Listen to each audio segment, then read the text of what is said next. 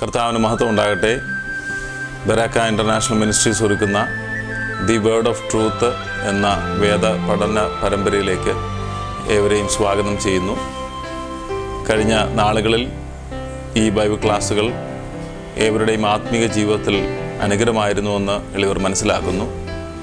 തുടർന്നും ഈ പ്രോഗ്രാമുകൾ നിങ്ങളുടെ ആത്മീക ജീവിതത്തിൽ നിത്യതയ്ക്കായി ഒരുങ്ങുന്നതിന് കാരണമായി തീരട്ടെ എന്ന് ഞങ്ങൾ പ്രത്യാശിക്കുന്നു, പ്രാർത്ഥിക്കുന്നു. ബരാക്ക ഇൻ്റർനാഷണൽ മിനിസ്ട്രീസ് കഴിഞ്ഞ നാളുകളിൽ സുവിശേഷീകരണത്തോടുള്ള ബന്ധത്തിൽ വിവിധ നിലകളിൽ പ്രവർത്തിക്കുന്നു. അതിനോടനുബന്ധിച്ച് ദി വേർഡ് ഓഫ് ട്രൂത്ത് എന്ന ഒരു ഉപദേശ പഠന പത്രിക ഞങ്ങൾ പ്രസിദ്ധീകരിച്ചിരിക്കുന്നു. ഇതിൻ്റെ സൗജന്യ വരിക്കാരായി തീരുവാൻ ആഗ്രഹിക്കുന്നവർ ഈ പ്രോഗ്രാമിൽ കാണുന്ന നമ്പറുകളിൽ ഞങ്ങളെ ബന്ധപ്പെടുവാൻ ഞങ്ങൾ ആവശ്യപ്പെടുന്നു. തുടർന്ന് പ്രാർത്ഥനയോടെ ഈ ക്ലാസ്സുകൾ നമുക്ക് ശ്രദ്ധിക്കാം. കർത്താവ് ഏവരെയും അനുഗ്രഹിക്കട്ടെ.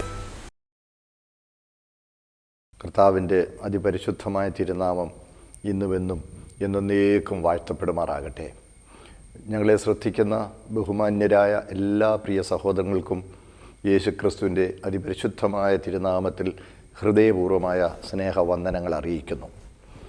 പ്രിയമുള്ളവരെ, നമുക്ക് ഒരുമിച്ച് ഈ വചനത്തോടടുത്ത് കൂട്ടായ്മയിലായിരിക്കാൻ കർത്താവ് ഒരവസരം കൂടി നൽകിയതിൽ ഞാൻ വളരെ സന്തോഷത്തോടെ കർത്താവിനെ സ്തുതിക്കുന്നു, സ്തോത്രം ചെയ്യുന്നു. നമ്മുടെ സമൂഹം, നാം എല്ലാവരും വളരെ ക്ലേശകരമായ ഒരു പ്രതിസന്ധിയിലൂടെ കടന്നുപോയിക്കൊണ്ടിരിക്കുകയാണ്.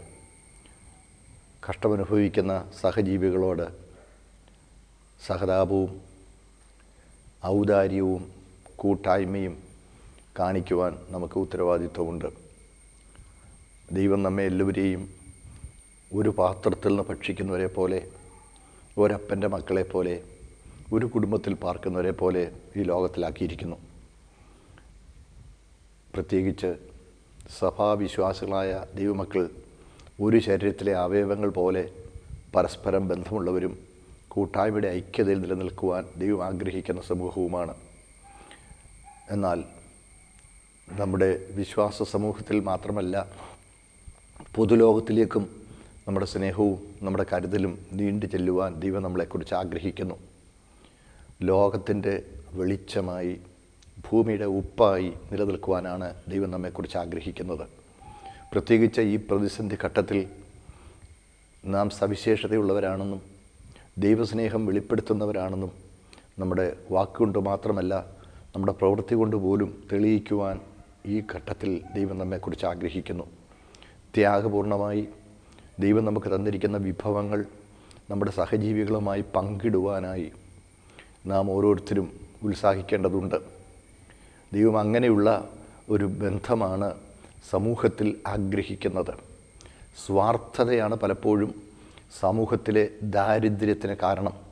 ഒരു ഭാഗത്ത് ധാരാളിത്വവും ഒത്തിരി വേസ്റ്റ് ചെയ്ത് പാഴാക്കി കളയുന്ന ഒരു കാഴ്ച കാണാം. മറുഭാഗത്ത് ഇവർ പാഴാക്കി കളയുന്നതിന് വേണ്ടി ആഗ്രഹിക്കുന്ന, ദാരിദ്ര്യമനുഭവിക്കുന്ന മറ്റൊരു സമൂഹം. പങ്കുവയ്ക്കുവാൻ കഴിയാതെ പോകുന്നതാണ് നമ്മുടെ സമൂഹത്തിൻ്റെ ഏറ്റവും വലിയ ശാപം. ദൈവമക്കൾ പരസ്പരം ദൈവം തന്ന വിഭവങ്ങൾ പങ്കുവയ്ക്കുവാനായി ഉത്സുകരായിരിക്കുവാൻ ഈ സന്ദർഭത്തിൽ ആവശ്യമുണ്ട്. ദൈവം എന്തുകൊണ്ട് ഈ പാൻഡമിക് പിന്നെയും ഇങ്ങനെ അനുവദിക്കുന്നു?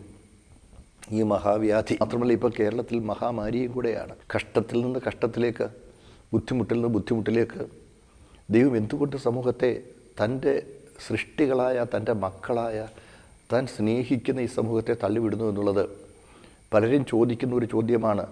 ചോദിച്ചില്ലെങ്കിലും മിക്കവാറും എല്ലാവരുടെയും മനസ്സിൽ ആ ചിന്ത ഇല്ലാതെയില്ല. ദൈവം ഒരു ഉദ്ദേശ്യമില്ലാതെ ഒരു കാര്യവും ചെയ്യുകയില്ല.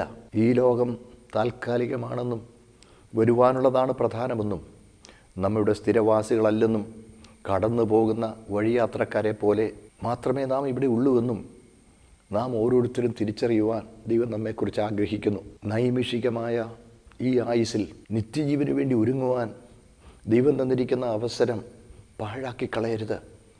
അത് നമ്മളെ ഓർമ്മിപ്പിക്കുവാൻ ദൈവം മനുഷ്യ സമൂഹത്തോട് ഇടപെടുന്ന ഇടപെടലിൻ്റെ ദിവസങ്ങളായി ഈ സാഹചര്യത്തെ നാം മനസ്സിലാക്കണം. ഈ സമയത്ത് ദൈവത്തെ ചോദ്യം ചെയ്യുകയോ പരസ്പരം മത്സരിക്കുകയോ പരസ്പരം കുറ്റപ്പെടുത്തുകയോ ചെയ്യാതെ ദൈവത്തിന് മുമ്പിൽ നാം സവിനയം നമ്മളെ സമർപ്പിക്കുവാൻ ആവശ്യമുണ്ട്. ദൈവത്തിൻ്റെ സ്നേഹത്തെയും ദൈവത്തിൻ്റെ വല്ലഭത്വത്തെയും ദൈവത്തിൻ്റെ കരുതലിനെയും നാം അംഗീകരിക്കണം. മക്കളെ ശിക്ഷിക്കുന്ന, ബാലശിക്ഷ കൊടുക്കുന്ന ഒരു പിതാവിൻ്റെ ഹൃദയമാണ് ഈ സമയം ദൈവത്തിലുള്ളത്. മനസ്സോടെ അല്ല അവൻ മനുഷ്യപുത്രന്മാരെ ദുഃഖിപ്പിച്ച് വ്യസനിപ്പിക്കുന്നതെന്ന് വിലാപങ്ങളുടെ പുസ്തകത്തിൽ നമ്മൾ വായിക്കുന്നുണ്ട്. മനസ്സോടെ അല്ല, പക്ഷേ തിരുത്താൻ ആവശ്യമുണ്ട്. സമൂഹത്തെ മുഴുവൻ നോക്കിയാൽ ലൗകികതയിലേക്കും ജഡികതയിലേക്കും വൈകാരിക ഉല്ലാസങ്ങളിലേക്കും മനുഷ്യൻ കൂപ്പുകുത്തി ദൈവനിഷേധികളായി.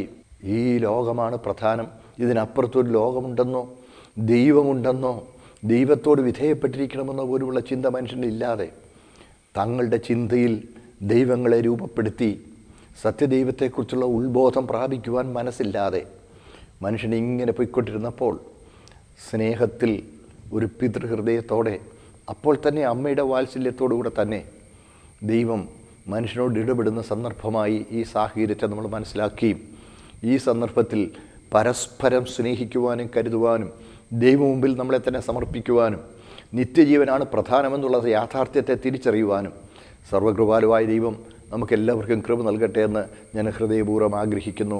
അതിനായി പ്രാർത്ഥിക്കുന്നു. സ്തോത്രം. ഈ വാക്കുകൾ കേൾക്കുന്ന പ്രിയപ്പെട്ടവരിൽ തന്നെ ചിലപ്പോൾ രോഗത്താൽ പീഡിപ്പിക്കപ്പെടുന്ന, ബുദ്ധിമുട്ട് അനുഭവിക്കുന്ന ചിലർ ഉണ്ടായെന്ന് വന്നേക്കാം. സഹോദര, സഹോദരി, ദൈവം നിങ്ങളെ പിന്നെയും സ്നേഹിക്കുന്നു. ഈ ജീവിതം താൽക്കാലികമാണ്, വരുവാനുള്ളതാണ് പ്രധാനം. നിത്യതയിലേക്ക് പ്രവേശിക്കുവാൻ ദൈവം തരുന്ന ഏതൊരു രഥവും നാം സന്തോഷത്തോടെ സ്വാഗതം ചെയ്യുവാനാണ് ദൈവം നമ്മെക്കുറിച്ച് ആഗ്രഹിക്കുന്നത്. നിത്യജീവന് വേണ്ടിയുള്ള ഒരുക്കം നമ്മളിലുണ്ടെങ്കിൽ, നാം എങ്ങോട്ടാണ് പോകുന്നത് എന്നുള്ളതിനെക്കുറിച്ച് നമുക്ക് ബോധ്യമുണ്ടെങ്കിൽ പോകാൻ നമുക്കൊരിക്കലും മടിയുണ്ടാവുകയില്ല. തീർച്ചയായിട്ടും നമ്മുടെ പ്രിയപ്പെട്ടവരൊക്കെ ഇവിടെ ഉണ്ടല്ലോ, അവരെ പിന്നെ ആര് ടേക്ക് കെയർ ചെയ്യും? പ്രിയപ്പെട്ടവരെ, ഒരു കാര്യം മറക്കരുത്, നമ്മളെക്കാൾ നമ്മുടെ പ്രിയപ്പെട്ടവരെക്കുറിച്ച് ഉത്തരവാദിത്വമുള്ളത് ദൈവത്തിനാണ്. നമ്മളവരുടെ രക്ഷാകർത്താക്കൾ മാത്രമാണ്, അവരുടെ ഉടമസ്ഥൻ ദൈവമാണ്. തീർച്ചയായിട്ടും ദൈവം അവരെ കരുതുന്ന കരുതൽ നമുക്ക് മനസ്സിലാക്കാൻ കഴിയും. അതുകൊണ്ട് ദൈവത്തെ വിശ്വസിച്ച് ദൈവകരങ്ങളിലേക്ക് സമർപ്പിച്ച് ആശ്രയബോധത്തോടും ആശ്വാസത്തോടും കൂടി ഇരിക്കുന്നുവെങ്കിൽ ആ മനസ്സിൻ്റെ സ്വൈര്യത തന്നെ നമ്മുടെ ജീവിതത്തിൽ സുഖം പ്രാപിക്കുന്നതിന് ഉപാധിയാകും. മനസ്സ് ക്ഷീണിച്ചാൽ നമ്മുടെ ശരീരം തളരും. ഒരിക്കലും നമ്മുടെ മനസ്സിൻ്റെ സ്ഥൈര്യം നമ്മൾ വിട്ടുകളയരുത്, ആത്മവിശ്വാസം വിട്ടുകളയരുത്, ദൈവാശ്രയബോധം വിട്ടുകളയരുത്. തീർച്ചയായും ദൈവം എന്നെ സഹായിക്കും, ഞാൻ ഈ പ്രതിസന്ധിയിൽ നിന്ന് രക്ഷപ്പെടും, ദൈവം എന്നെ സൗഖ്യമാക്കും, എന്നെ സ്നേഹിക്കുന്ന ദൈവമാണ്, എന്നെ കരുതുന്ന ദൈവമാണ്. നിങ്ങൾ തീർച്ചയായിട്ടും ആ ചിന്ത, ക്രിയാത്മകമായ ചിന്തകൾക്ക് എപ്പോഴും പ്രാധാന്യം കൊടുത്ത് ദൈവകരങ്ങൾ നിങ്ങളെ തന്നെ പൂർണ്ണമായും സമർപ്പിക്കുന്നെങ്കിൽ തീർച്ചയായിട്ടും ദൈവം നമ്മെ കരുതും, ദൈവം നമ്മെ സഹായിക്കും. അതിന് രണ്ട് പക്ഷമില്ല പ്രിയ ദൈവമക്കളെ. അതുകൊണ്ട് മനസ്സിൻ്റെ ധൈര്യം പോകാതെ, ദൈവത്തിലുള്ള ആശ്രയബോധം പോകാതെ, വിശ്വാസത്തിൻ്റെ സ്ഥിരതയിൽ ഏത് പ്രതിസന്ധിയിലും ദൈവമുഖത്തേക്ക് നോക്കി ധൈര്യത്തോടെ നിൽക്കുവാൻ, വിശ്വാസത്തോടെ മുന്നേറുവാൻ സർവകൃപാലുവായ ദൈവം എൻ്റെ സഹോദരങ്ങളായ എല്ലാ പ്രിയമുള്ളവർക്കും കൃപ നൽകട്ടെ എന്ന് ഞാൻ ആത്മാർത്ഥമായി ഈ ദിവസങ്ങളിൽ പ്രാർത്ഥിക്കുന്നു. സ്തോത്രം. ദൈവം എന്നുള്ള കൃപ നമുക്ക് നൽകട്ടെ എന്ന് ഞാൻ ആഗ്രഹിക്കുന്നു. അതെ, നമ്മുടെ കരുതലും നമ്മുടെ സ്നേഹവും നമ്മുടെ കൂട്ടായ്മയും നമ്മുടെ മാത്രം ഒരു സമൂഹത്തിൽ ഒതുങ്ങി നിൽക്കുകയല്ല, പുറത്തേക്ക് അത് പ്രവഹിക്കണമെന്നാണ് ദൈവം ആഗ്രഹിക്കുന്നത്. നാം ആ ഭാഗമാണല്ലോ റോമാലേഖനത്തിൽ നിന്ന് കഴിഞ്ഞ ദിവസങ്ങളായി ചിന്തിച്ചു വരുന്നത്. റോമാലേഖനം അതിൻ്റെ 12-ാമത്തെ അധ്യായത്തിൻ്റെ 13-14 വാക്യങ്ങൾ, ആ 13-ാമത്തെ വാക്യം വരെ നോക്കുമ്പോൾ ഫിലാഡൽഫിയ എന്ന് പറഞ്ഞാൽ സഹോദര സ്നേഹം, സഹോദരങ്ങൾ പരസ്പരമുള്ള സ്നേഹം, അതല്ലേ? വിശുദ്ധന്മാരുടെ ആവശ്യങ്ങളിൽ കൂട്ടായ്മ കാണിക്കുകയും അതിഥി സൽക്കാരം ആചരിക്കുകയും ചെയ്യുവിൻ. അപ്പോൾ വിശുദ്ധന്മാരുടെ ആവശ്യങ്ങളിൽ കൂട്ടായ്മ കാണിക്കുക എന്ന് പറയുമ്പോൾ അടുത്ത ആ പ്രയോഗം അതിഥി സൽക്കാരം, അത് വിശുദ്ധന്മാർ മാത്രമല്ല, അത് പൊതുലോകത്തേക്ക് പോവുകയാണ്. പ്രിയപ്പെട്ടവരെ, ഫിലാഡൽഫിയ എന്ന് പറയുമ്പോൾ സഹോദര സ്നേഹം. ഫിലോക്സേനിയ എന്ന് പറഞ്ഞാൽ അപരിചിതരെ കരുതുവാനുള്ള മനോഭാവമാണ് ഫിലോക്സേനിയ.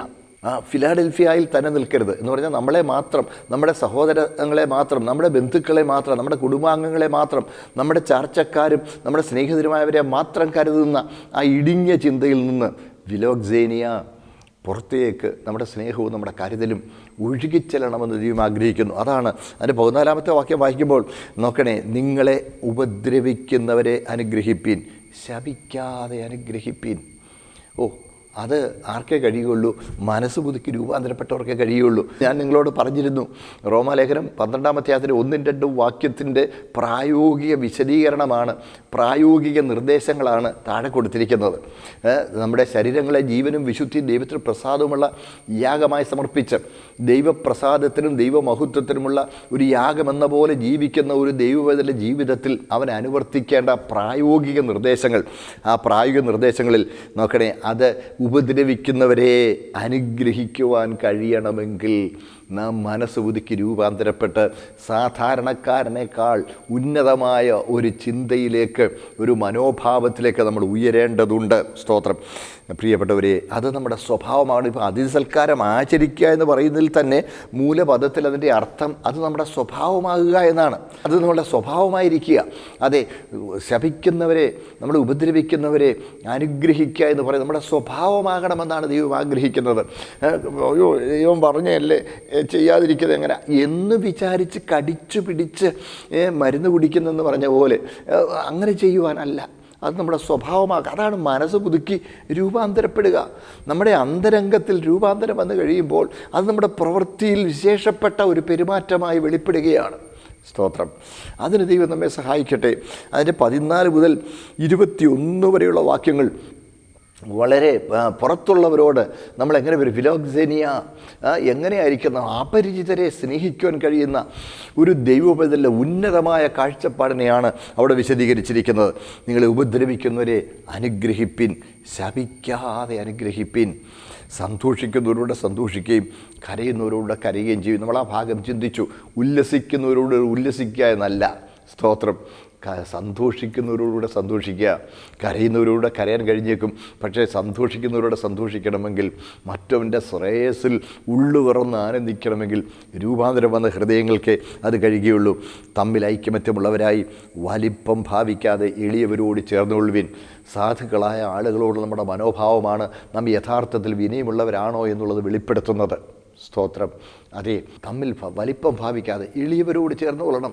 നമ്മളെപ്പോഴും നമ്മളെക്കാൾ ഉന്നതന്മാരായ ആളുകളോട് കൂട്ടുകൂടാനാണ് ശ്രമിക്കുന്നത്. എപ്പോഴും മുകളിലോട്ട് നോക്കാനാണ് നമ്മൾ ആഗ്രഹിക്കുന്നത്. ഉന്നതന്മാരായ ആളുകളോടുകൂടെ കൂട്ടുകൂടി നാം ഇന്നൊരു എൻ്റെ സുഹൃത്താണ് എന്ന് പറയുന്നില്ല, അഭിമാനങ്ങൾ അല്ല.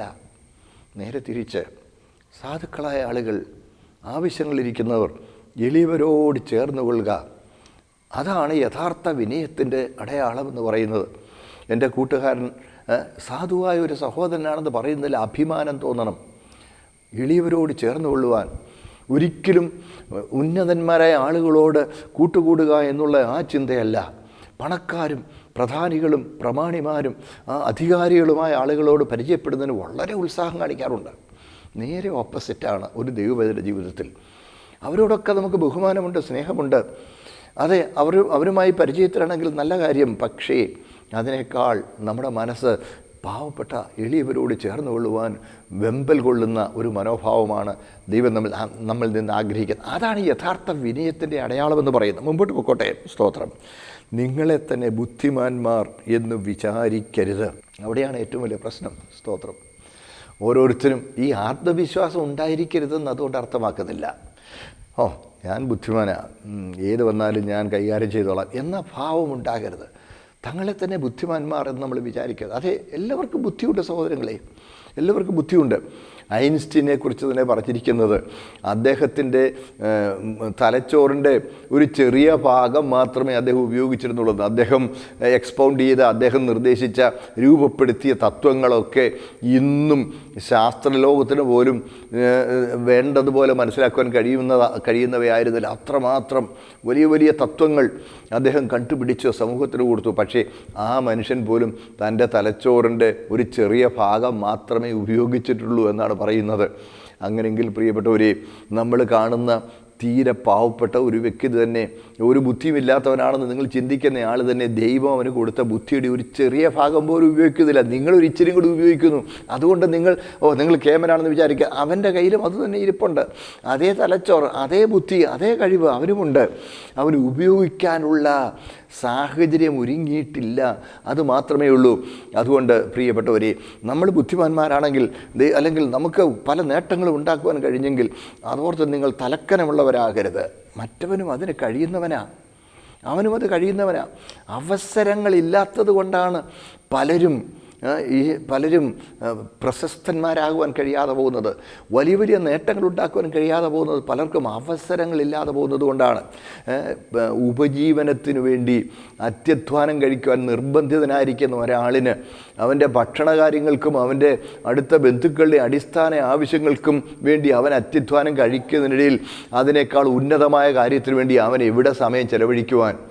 അതുകൊണ്ട് പലപ്പോഴും ആ ഒതുങ്ങിയ കാര്യത്തിൽ ഒതുങ്ങിയതിലും കഴിയുകയാണ്. അതുകൊണ്ട് അവർ ബുദ്ധിയില്ലാത്തവരല്ല. നമ്മൾ ഒരിക്കലും അവനേക്കാൾ ഞാൻ കേമൻ എന്ന ചിന്ത വരരുത്. നമ്മൾ നേരത്തെ കണ്ടല്ലോ, സ്തോത്രം, മറ്റുള്ളവരെ തങ്ങളെക്കാൾ ശ്രേഷ്ഠനെന്ന് എണ്ണുന്ന ഒരു മനോഭാവം. നോക്കണേ, എല്ലാവർക്കും ദൈവം വലിയ കഴിവുകൾ കൊടുത്താണ് അവനെ സൃഷ്ടിച്ചാക്കിയിരിക്കുന്നത്. എന്നാൽ അവൻ്റെ കഴിവുകൾ ഉപയോഗിക്കുവാൻ അവന് അവസരമില്ലാതെ പോകുന്നതുകൊണ്ട് നമ്മൾ മറ്റവനേക്കാൾ ബുദ്ധിയുള്ളവനാണ് എന്നല്ല ചിന്തിക്കേണ്ടത്. എനിക്ക് ദൈവം തന്ന ബുദ്ധി ഉപയോഗിക്കുവാൻ സാഹചര്യം അനുകൂലമായി ലഭിച്ചു. അവൻ അതിനുള്ള സാഹചര്യം അനുകൂലമായി ലഭിച്ചില്ല. അതുകൊണ്ട് എനിക്ക് അവന് നേടാൻ കഴിയാഞ്ഞത് ചിലത് നേടാൻ കഴിഞ്ഞു എന്നേ ഉള്ളൂ. അവൻ എന്നേക്കാൾ കുറഞ്ഞവനല്ല. അവന് ദൈവം കൊടുത്ത കഴിവുകൾ ഉപയോഗിക്കാൻ അവസരങ്ങൾ ലഭിച്ചില്ല എന്ന് മാത്രമേ ഉള്ളൂ.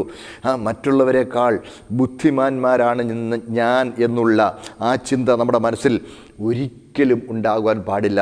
സ്തോത്രം. നോക്കണേ, തങ്ങളെ തന്നെ ബുദ്ധിമാന്മാർ എന്ന് വിചാരിക്കരുത്. അടുത്തത് കണ്ടോ, ആർക്കും തിന്മയ്ക്ക് പകരം തിന്മ ചെയ്യാതെ സകല മനുഷ്യരുടെയും മുമ്പിൽ യോഗ്യമായത് മുൻകരുതി കഴിയുമെങ്കിൽ നിങ്ങളാവോളം സകല മനുഷ്യരോടും സമാധാനമായിരിപ്പീൻ.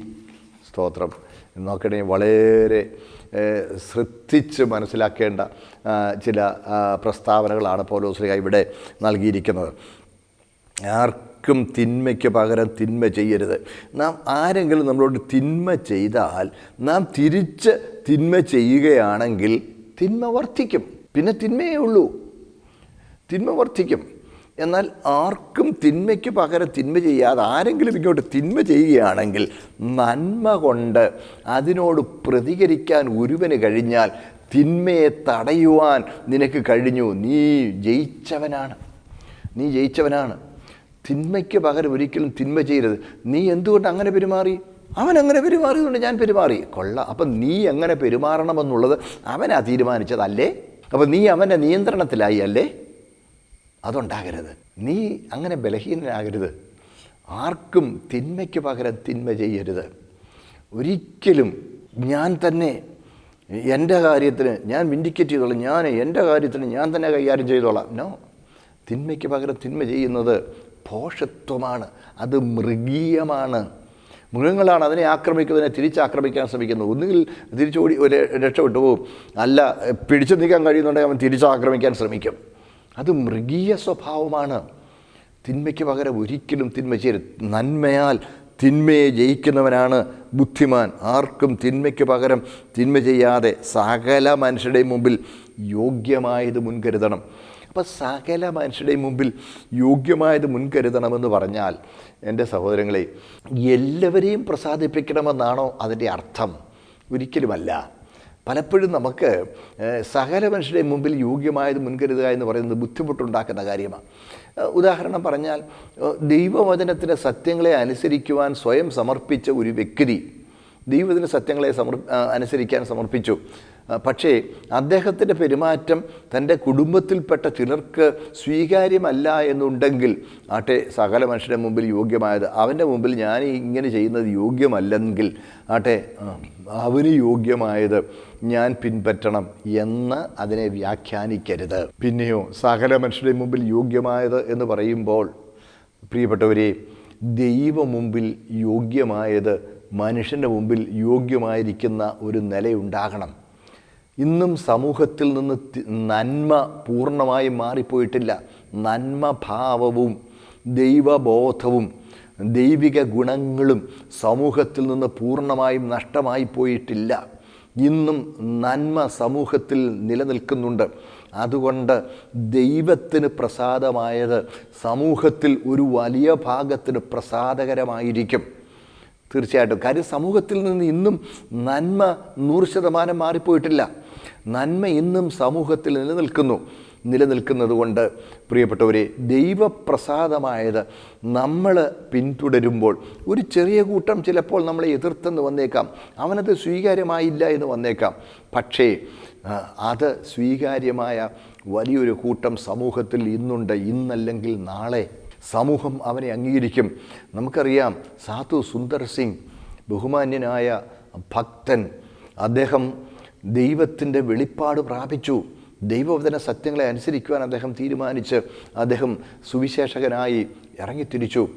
അദ്ദേഹത്തെ എതിർത്തവരും അദ്ദേഹത്തെ ഉപദ്രവിച്ചവരും ഒക്കെ ഒത്തിരിയും പേരുണ്ട്. അദ്ദേഹം ചെയ്യുന്നത് പലർക്കും സ്വീകാര്യമായിരുന്നില്ല.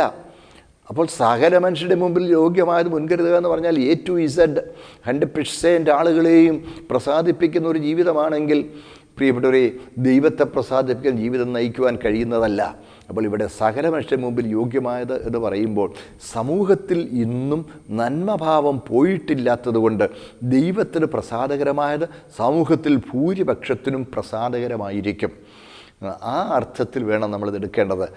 യോഗ്യമായത് എന്ന് പറയുമ്പോൾ മനസ്സ് പുതുക്കി രൂപാന്തരപ്പെട്ടവർക്ക് യോഗ്യമായത്, ദൈവമക്കൾക്ക് യോഗ്യമായത്, ജീവിതം യാഗമായി ദൈവത്തിന് സമർപ്പിച്ചവർക്ക് യോഗ്യമായത്, അത് യോഗ്യമെന്ന് കണക്കാക്കുന്ന വലിയൊരു സമൂഹം നമ്മുടെ മുൻപാകെ, നമ്മുടെ സമൂഹത്തിൽ ഇന്നുമുണ്ട്.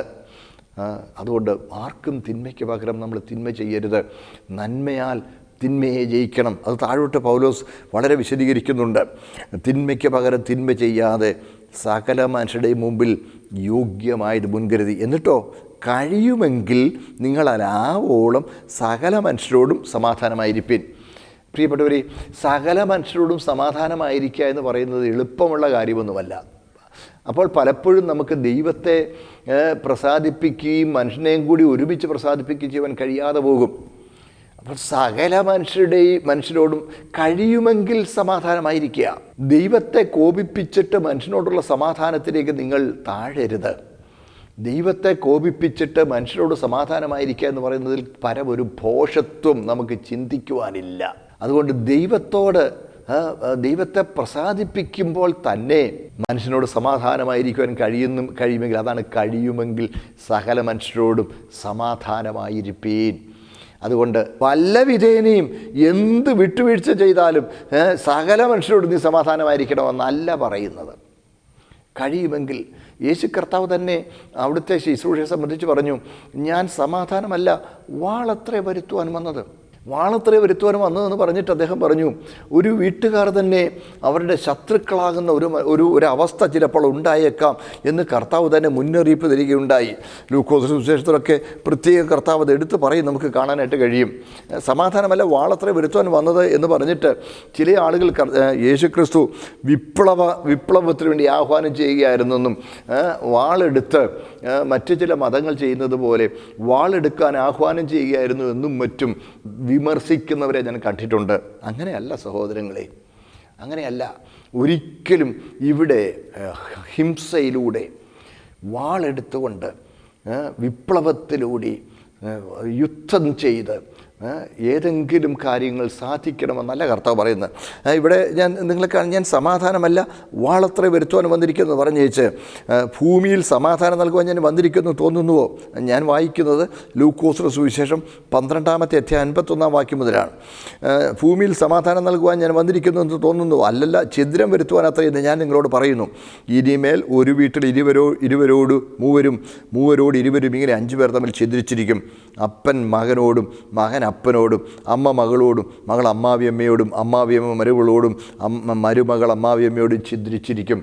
എന്താ സുവിശേഷ നിമിത്തം ഒരു വീട്ടിൽ സത്യദൈവത്തെക്കുറിച്ചുള്ള വെളിപ്പാട് ഒരുവൻ പ്രാപിക്കുകയും ആത്മരക്ഷയ്ക്കായി അവൻ തന്നെ സമർപ്പിക്കുകയും ചെയ്താൽ പലപ്പോഴും അവൻ്റെ ബന്ധുക്കൾക്കും അവൻ്റെ കുടുംബാംഗങ്ങൾക്കും അത് അംഗീകരിക്കുവാൻ ബുദ്ധിമുട്ടുണ്ടാകുന്നത് കൊണ്ട് അവർ ശത്രുതാ മനോഭാവത്തോടെ അവന് പെരുമാറിയെന്ന് വന്നേക്കാം. എനിക്കറിയാം, വീട്ടിൽ പൂട്ടിയിട്ടവരും മൃഗീയമായി ഉപദ്രവിക്കപ്പെട്ടവരും വീട്ടിൽ നിന്ന് ഉച്ചാടനം ചെയ്യപ്പെട്ടവരും അങ്ങനെയുള്ള അനേക ആളുകളെക്കുറിച്ച് എനിക്ക് ആളുകളെ തന്നെ നന്നായി അറിയാം. എന്നാൽ അവർ സത്യത്തിന് വേണ്ടി നിലനിന്നു. ഒരു വീട്ടിൽ ഛിദ്രം വരുത്തുന്ന ഒരു അനുഭവം ഉണ്ടായി. എന്തുകൊണ്ടാണ്? സത്യദൈവമായുള്ള വ്യക്തിബന്ധത്തിലേക്ക് അവർ തങ്ങളെ സമർപ്പിച്ചതുകൊണ്ട് അവർക്ക് വീട്ടിൽ നിന്ന് ഉപദ്രവം സഹിക്കേണ്ടി വന്നു. അങ്ങനെ വരുമ്പോൾ സമാധാനമായിരിക്കണം. എന്നുള്ളതുകൊണ്ട് ആട്ടെ ഞാൻ ഇനി ഈ ദൈവത്തെ പിൻപറ്റുന്നൊന്നുമില്ല, വീട്ടുകാർ പറയുന്ന പോലെ തന്നെ അങ്ങ് ചെയ്തോളാം എന്ന് പറഞ്ഞാൽ നിങ്ങൾ ദൈവത്തെ കോപിപ്പിക്കുന്നവരും ദൈവം നിങ്ങൾക്ക് വേണ്ടി ഒരുക്കിയ ആത്മരക്ഷയെ നിങ്ങൾ അവഗണിക്കുന്നവരുമായി പോകും. അതുകൊണ്ടാണ് ഇവിടെ പൗലോസ് പറയുന്നത്, കഴിയുമെങ്കിൽ സകല മനുഷ്യരോടും സമാധാനമായിരിപ്പീൻ. ഞാൻ നിങ്ങളുടെ ജീവിതത്തിൽ പ്രശ്നമുണ്ടാക്കാനല്ല പറയുന്നത്, ഇത് കർത്താവ് തന്നെ പറഞ്ഞ ഒരു സത്യമാണ്. ഞാൻ സമാധാനമല്ല വാളത്രേ വരുത്തുവാൻ വന്നതെന്ന് പറഞ്ഞാൽ സത്യസുവിശേഷം ചിലപ്പോഴൊക്കെ കുടുംബ ബന്ധങ്ങളിൽ വലിയ വിള്ളലുകൾ ഉണ്ടാക്കിയെന്ന് വന്നേക്കാം. അതുകൊണ്ടാണ് കഴിയുമെങ്കിൽ സകല മനുഷ്യരോടും സമാധാനമായിരിപ്പീൻ. എന്നാൽ കഴിയുകയില്ലെങ്കിൽ സമാധാനമായിരിക്കുവാൻ, മനുഷ്യനോട് സമാധാനമായിരിക്കുകയും ദൈവത്തെ പ്രസാദിപ്പിക്കുകയും ഒന്നും ചെയ്യുവാൻ കഴിയാതെ പോകുന്നെങ്കിൽ ദൈവത്തെ പ്രസാദിപ്പിക്കുമെന്ന് തിരഞ്ഞെടുക്കണമെന്നാണ് ദൈവം നമ്മെക്കുറിച്ച് ആഗ്രഹിക്കുന്നത്. അതെ, നാം എപ്പോഴും നന്മഭാവമുള്ളവരായിരിക്കണം. തിന്മയ്ക്ക് പകരം നമ്മൾ തിന്മ ചെയ്യരുത്. നമ്മളെ ഉപദ്രവിക്കുന്നവരെ അനുഗ്രഹിക്കണം, ശപിക്കാതെ അനുഗ്രഹിക്കണം. നമ്മൾ അവരുടെ ആവശ്യങ്ങളിൽ നമ്മളെ ആവോളം സഹകരിക്കണം, കൂട്ടായ്മ കാണിക്കണം. പ്രിയ ദൈവമക്കളെ, എന്നാൽ അങ്ങനെ ഭൂമിയുടെ ഉപ്പായി ലോകത്തിൻ്റെ വെളിച്ചമായി നിൽക്കുവാൻ ദൈവം നമ്മെക്കുറിച്ച് ആഗ്രഹിക്കുന്നു. നിൻ്റെ ഒരു കന്ന തടിക്കുന്നവന് മറ്റേതും കാണിച്ചു കൊടുക്കുവാനാണ് കർത്താവ് പറഞ്ഞത്. നിൻ്റെ വസ്ത്രമെടുപ്പാൻ ഇച്ഛിക്കുന്നവന് പുതപ്പം കൂടെ വിട്ടുകൊടുത്തേക്ക്. അതാണ് പറയുന്നത്, കർത്താവ് പറഞ്ഞിരിക്കുന്നത് അതാണ്. പ്രിയപ്പെട്ടവരെ, ഒരിക്കലും നമ്മൾ തിന്മയോട് ചെറുത്ത് നിൽക്കുവാൻ ഒരിക്കലും നമ്മൾ മുതിരരുത്. തിന്മയെ നമ്മൾ കീഴ്പ്പെടുത്തണം. എങ്ങനെ? നന്മയാൽ കീഴ്പ്പെടുത്തണം. തിന്മയ്ക്ക് പകരം തിന്മ ചെയ്യരുത്. നിങ്ങളുടെ ആരുടെയെങ്കിലും ജീവിതത്തിൽ നിങ്ങളോട് ദ്രോഹം ചെയ്തവനോട് അതേ കോയിലിൽ അതേ നാണയത്തിൽ മറുപടി പറയുവാനും അവൻ നിന്നോട് പെരുമാറിയതുപോലെ ഞാനും പെരുമാറുമെന്ന് വൈരാഗ്യ മനോഭാവത്തോടെ നീ പോകുവാനും തീരുമാനിച്ചെങ്കിൽ അയ്യോ, നീ ഭോഷനായിപ്പോയി. നിൻ്റെ പെരുമാറ്റം എങ്ങനെ ആയിരിക്കണമെന്ന് തീരുമാനിക്കുന്നത് മറ്റവനായി. അവൻ്റെ നിയന്ത്രണത്തിന് കീഴെ നീ ആയിപ്പോയി. നീ പെരുമാറുന്നത് അവൻ പെരുമാറിയതിനനുസരിച്ചാണെങ്കിൽ അവനല്ലേ നിന്നെ നിയന്ത്രിക്കുന്നത്. അത് തികച്ചും ഭോഷത്വമാണ്. ഒരിക്കലും ആ ഭോഷത്വത്തിലേക്ക് നമ്മൾ വഴുതി പോകരുത്. അതേ, തിന്മയ്ക്ക് പകരം നമ്മൾ തിന്മ ചെയ്യുമ്പോൾ സമൂഹത്തിൽ തിന്മ പടരുവാൻ നമ്മൾ കാരണക്കാരാകുന്നു. എന്നാൽ തിന്മ ചെയ്യുന്നവനെ നാം തിന്മയോട് എതിർക്കാതെ നന്മയാൽ അതിനെ ജയിക്കുവാൻ നമ്മൾ താല്പര്യപ്പെടുമെങ്കിൽ തീർച്ചയായിട്ടും സമൂഹത്തിൽ നന്മ പരത്തുന്നതിന് ദൈവം നമ്മളെ ഉപകരണമായി ഉപയോഗിക്കും. അതിന് സർവ്വകൃപാലുവായ ദൈവം നമുക്ക് കൃപ നൽകട്ടെ. അത് നമ്മളെ തന്നെ യാഗമായി ദൈവത്തെ സമർപ്പിച്ച അനുഭവമുള്ളവർക്ക് മാത്രമേ അത് ചെയ്യുവാൻ കഴിയുകയുള്ളല്ലോ. അതിന് സർവ്വകൃപാലുവായ ദൈവം നമുക്ക് കൃപ നൽകട്ടെ. ദൈവം നമ്മെ അനുഗ്രഹിക്കട്ടെ. പ്രാർത്ഥിക്കാം. ഞങ്ങളുടെ സ്വർഗീയ പിതാവേ, കർത്താവേ, ഞങ്ങളുടെ സമൂഹം, ഞങ്ങളെല്ലാവരും വളരെ വിഷമകരമായ ഒരു സാഹചര്യത്തിലൂടെ കടന്നുപോയിക്കൊണ്ടിരിക്കുന്നു.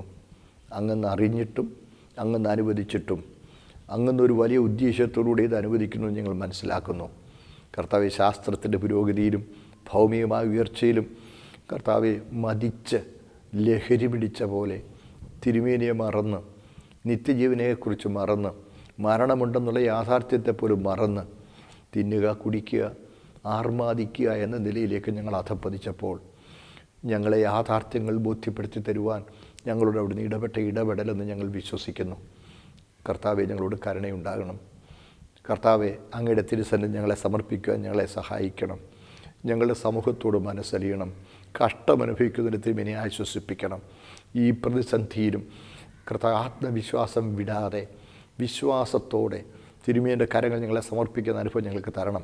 ഞങ്ങൾക്ക് തിന്മ ചെയ്യുന്നവരെ ഞങ്ങൾ ഒരിക്കലും പകരം തിന്മ ചെയ്ത് ഞങ്ങൾ അധപ്പതിക്കുവാൻ അനുവദിക്കരുത്. കർത്താവെ, തിന്മയെ അതിജീവിക്കുവാൻ, നന്മ കൊണ്ട് അതിജീവിക്കുവാൻ ഞങ്ങൾക്ക് കൃപ നൽകണമേ. ഞങ്ങളുടെ സമൂഹത്തോട് മനസ്സറിയണമേ. നന്മ ഞങ്ങളുടെ സമൂഹത്തിൽ വളരുവാൻ, ഞങ്ങൾ ഉപാധിയാകുവാൻ ഇടയാക്കണമേ. മഹത്വം എടുക്കണമേ. യേശു ക്രിസ്തുവിൻ്റെ പരിശുദ്ധ നാമത്തിൽ തന്നെ പ്രിയ പിതാവേ, ആമേൻ.